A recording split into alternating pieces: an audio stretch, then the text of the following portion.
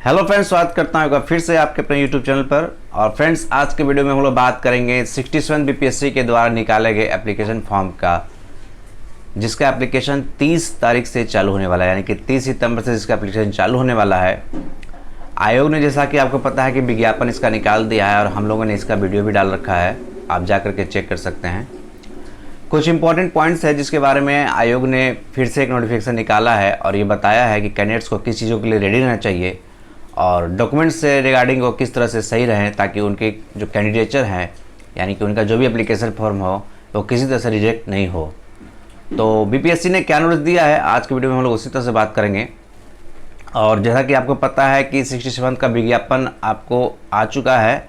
और इसका जो एग्ज़ाम होगा मोस्ट प्रोबेबली आपको दिसंबर के मीडिया लास्ट में होगा। अभी इसका कंफर्म डेट अनाउंस नहीं हुआ है और बीपीएससी ने बताया है कि एग्ज़ाम इसका जो है दिसंबर के मीडिया लास्ट में लिया जा सकता है। बीपीएससी ने बताया है कि परीक्षा प्रारंभ करने से पहले फॉर्म जो आप भरते हैं उसमें जो भी आप रिजर्वेशन के बारे में डिटेल डालते हैं, यानी कि आप जो भी अपना रिजर्वेशन बताते हैं, लाइक अगर आप बोलते हैं कि आप ओबीसी से बिलोंग करते हैं, ईबीसी से बिलोंग करते हैं या ईडब्ल्यूएस एससी एसटी से बिलोंग करते हैं, तो जो भी फॉर्म में आप उसको डालते हैं, अपना रिजर्वेशन कैटेगरी बताते हैं, उसको बाद में आप करेक्ट नहीं कर सकते हैं। यानी कि आप इस बात से आश्वस्त रहें, कंफर्म रहें कि आप किस कैटेगरी से बिलोंग करते हैं, उसी के अकॉर्डिंग आपका जो एप्लीकेशन फॉर्म है उसको कंसिडर किया जाएगा। बीपीएससी कहती है कि ऑनलाइन आवेदन भरने के बाद जो भी आरक्षण कोटि आप डालेंगे उसका बाद में किसी तरह से कोई सुधार नहीं होगा। अगर आप कहते हैं कि नहीं मैं ओबीसी 1 में हूँ, वो 2 में हूँ, या फिर जनरल कैटेगरी में आकर के मैं ईडब्ल्यूएस में हूँ, उसका आप दावा करते हैं, तो बीपीएससी इसको नहीं मानेगा। अगर आप इसको करना चाहते हैं तो इसके लिए आपको एविडेंस सर्टिफिकेट होना चाहिए और उसके अकॉर्डिंग ही आप एप्लीकेशन फॉर्म में रजिस्ट्रेशन करेंगे। जो फीमेल कैटेगरी में फॉर्म भर रही हैं और वो अगर मैरिड हैं, जो मैरिड वीमेंस हैं और वो अगर कोई भी कैटेगरी का दावा करते हैं, तो उनका जो भी कैटेगरी है और उनका जो भी एविडेंस सर्टिफिकेट्स है, चाहे वो निवास प्रमाण पत्र हो, चाहे वो जाति प्रमाण पत्र हो, वो उनके पिता के नाम के अकॉर्डिंग होना चाहिए और पिता के एड्रेस के अनुसार होना चाहिए, ना कि उनके पति के अनुसार। इसका मतलब है कि जो विवाहित महिलाएं हैं उनका जो रिजर्वेशन सर्टिफिकेट्स होंगे, डोमिसाइल सर्टिफिकेट्स होंगे, वो उनके फादर के एड्रेस से बिलोंग करेंगे, ना कि हस्बैंड के एड्रेस से बिलोंग करेंगे। तो इस बात को भी आप कंफर्मेशन देखते हुए सही तरीके से फॉर्म को भरें। जो डिसेबल पर्सन हैं और वो जो डिसेबिलिटी का सर्टिफिकेट प्रोवाइड कर रहे हैं, उनका जो सर्टिफिकेट है वो रिन्यूअल होना चाहिए, अदरवाइज वो वैलिड नहीं होगा। यानी आपने जो भी डिसेबिलिटी की सर्टिफिकेट्स बना रखी है और जितना परसेंट भी आप दावा करते हैं कि हम इतना परसेंट डिसेबल हैं, तो आपका जो सर्टिफिकेट है एप्लीकेशन के बाद आपके पास उसका रिन्यूअल यानी कि नवीकरण सर्टिफिकेट होना चाहिए, एकदम नया सर्टिफिकेट होना चाहिए। या तो अगर आपका पहले से बना हुआ है तो आपको उसको रिन्यूअल करके देना होगा। जो भी बिहार राज्य के भूतपूर्व स्वतंत्रता सेनानी हैं, यानी कि जो फ्रीडम फाइटर हैं बिहार स्टेट के, उनके जो पोता पोती है और नाती नतनी हैं, उनका भी सर्टिफिकेट निश्चित रूप से एकदम वैलिड होना चाहिए और उसकी भी जांच आयोग के द्वारा की जाएगी। जो कैंडिडेट आर्थिक रूप से कमजोर वर्ग से आते हैं, स्वर्ण वर्ग के कैटेगरी के जो कैंडिडेट जो आर्थिक रूप से कमजोर हैं और अपने आप को इकोनॉमिकली वीकर सेक्शंस के थ्रू कहते हैं, यानी कि ईडब्ल्यूएस कहते हैं कि मैं ईडब्ल्यूएस से बिलोंग करता हूं, तो 67 बीपीएससी का फॉर्म भरते समय उनका जो ईडब्ल्यूएस का सर्टिफिकेट होना चाहिए वो फाइनेंशियल ईयर 2021 से बिलोंग करना चाहिए। यानी कि आपका जो सर्टिफिकेट है 2020 से लेकर के 2021 का होना चाहिए, उसके पहले का आपका सर्टिफिकेट नहीं होना चाहिए। ठीक है। कैंडिडेट को एज एलिजिबिलिटी चाहिए, एज में रिलैक्सेशन चाहिए और वो अपने एज में छूट का दावा करते हैं, तो उसके भी सर्टिफिकेट्स उनको प्रस्तुत करना नितांत आवश्यक है और उसका भी जांच आयोग द्वारा किया जाएगा। उसके बाद आयोग कहता है कि अगर आप एग्ज़ाम फॉर्म प्रारंभिक परीक्षा का जो 67 बीपीएससी का जो एप्लीकेशन फॉर्म भर रहे हैं और उसमें जो ऑप्शनल पेपर सेलेक्ट कर रहे हैं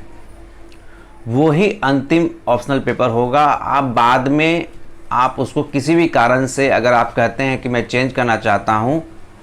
या आपकी मंशा होती है कि काश मेरी ये जो ऑप्शनल पेपर है वो सब्जेक्ट मैं चेंज कर लूँ या मेंस फॉर्म के द्वारा या बाद में कभी भी,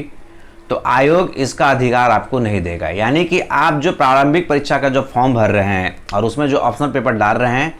वही अंतिम रूप से मान्य होगा और आपको उसी के अकॉर्डिंग एग्जाम्स देने होंगे। ऑनलाइन आवेदन में भरी गई सूचनाओं का जो भी एविडेंस सर्टिफिकेट्स होगा, यानी कि जो भी मूल प्रमाण पत्र होंगे,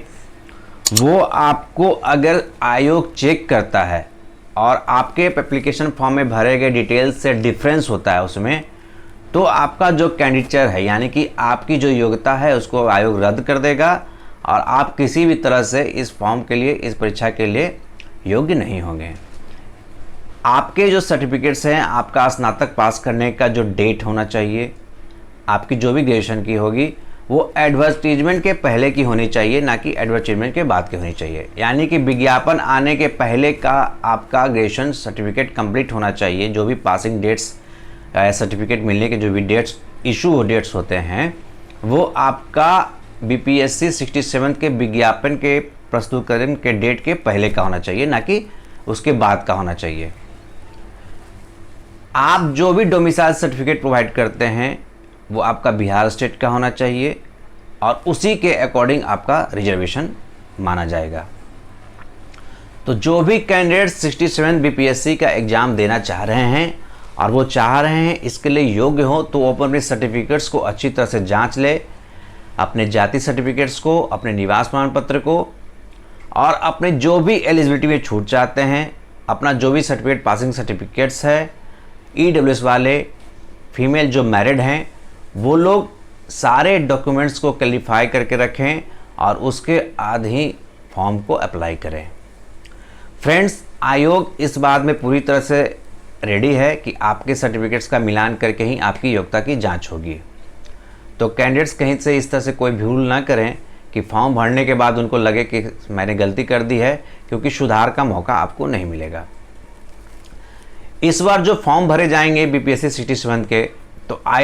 आयोग ने उसके लिए जो रजिस्ट्रेशन का प्रोसेस चालू किया है वो वन गो होगा। यानी कि आपके रजिस्ट्रेशन करने की प्रक्रिया, पेमेंट करने की प्रक्रिया और फॉर्म को भरने की प्रक्रिया आप वन गो में कर सकते हैं। पहले होता था तो क्या कि रजिस्ट्रेशन आज की हुआ तो 24 घंटे बाद पेमेंट करेंगे, फिर पेमेंट के 24 घंटे बाद हम लोग नेक्स्ट डे फॉर्म को भरते थे। बट इस बार से आयोग क्या कर रहा है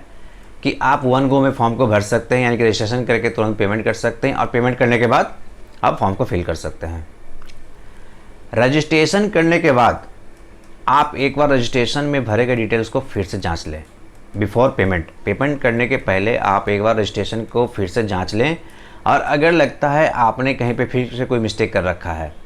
चाहे वो कैटेगरी में हो या नाम की स्पेलिंग में हो, आपके डेट ऑफ बर्थ में हो, तो पेमेंट करने से पहले आप उसको एक बार एडिट कर सकते हैं। आयोग आपको एक अपॉर्चुनिटी देती है कि आप बिफोर पेमेंट आप उसको एडिट कर सकते हैं और उसके बाद फिर आप निश्चिंत हो जाएं कि जब सब कुछ सही सही भरा गया है तो जाके उसका परीक्षा शुल्क जो भी है आप उसको पेमेंट करें। एक बार जो आप परीक्षा शुल्क फिल कर देते हैं तो उसके बाद आपका परीक्षा शुल्क रिफंड नहीं किया जाएगा। यानी आयोग ने इस पर भी स्पष्टीकरण दिया है कि अगर आप जो भी कैंडिडेट हैं, जो भी एग्जामिनेशन फ़ी को पे कर देते हैं और उसके बाद भी अपने रजिस्ट्रेशन को कैंसिल करना चाहते हैं, तो वो रजिस्ट्रेशन तो कैंसिल कर सकते हैं बट उनका परीक्षा शुल्क वापस नहीं किया जाएगा। तो फ्रेंड्स, ये सब छोटी छोटी जानकारियों को आप अच्छी तरह से समझ लें और उसके बाद ही फॉर्म को अप्लाई करें। आज के वीडियो में बस यही बातें बताने के लिए मैं आपको आया था। तो उम्मीद करता हूं दोस्तों आपको इस वीडियो में सारी जानकारी अच्छी तरह से मिल चुकी होगी और आप चाहते हैं कि इसी तरह के वीडियो मैं बनाता रहूं, तो हमारे वीडियो को जाते जाते लाइक जरूर कीजिएगा और अपने फ्रेंड्स के साथ जरूर शेयर कीजिएगा। Thanks for watching.